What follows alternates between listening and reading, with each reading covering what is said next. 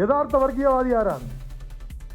ആ വർഗീയവാദി എന്ന് പറയുന്നത് BJP ആണെന്ന് ഞാൻ പറയില്ല, കമ്മ്യൂണിസ്റ്റ് മാർക്സിസ്റ്റ് പാർട്ടിയാണെന്ന് എനിക്ക് അഭിപ്രായമില്ല.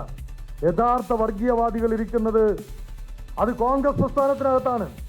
ഞാൻ ഉറപ്പിച്ച് പറയാം, 96-ൽ ബാബറി മസ്ജിദ് പൊളിക്കപ്പെട്ടത് മുതൽ ഇന്നുവരെയും വർഗീയതയ്ക്ക് ചുക്കാൻ പിടിച്ചിട്ടുള്ളത് ഇന്ത്യയിലെ കോൺഗ്രസ് പാർട്ടി തന്നെയാണ്, ഒരു സംശയവും വേണ്ട. കേരളത്തിൽ വർഗീയത ആളിക്കത്തിച്ചത് കോൺഗ്രസ് പാർട്ടി തന്നെയാണ്, ഒരു സംശയവും വേണ്ട. അത് എനിക്ക് എൻ്റെ ജീവിതത്തിൻ്റെ അനുഭവത്തിലൂടെ എനിക്ക് മനസ്സിലാക്കാൻ കഴിഞ്ഞുവെങ്കിൽ എൻ്റെ ഈ വാർത്ത കേട്ട് നിങ്ങൾ കൊടുക്കുന്ന ഈ സംപ്രേഷണം കണ്ട് ഏതെങ്കിലുമൊക്കെ ചെറുപ്പക്കാർക്ക് നാളുകളിൽ അതൊരു പ്രചോദനമാകട്ടെ, വഴികാട്ടിയാകട്ടെ എന്ന് കരുതിക്കൊണ്ടാണ് ഈ കാര്യങ്ങൾ പറഞ്ഞത്.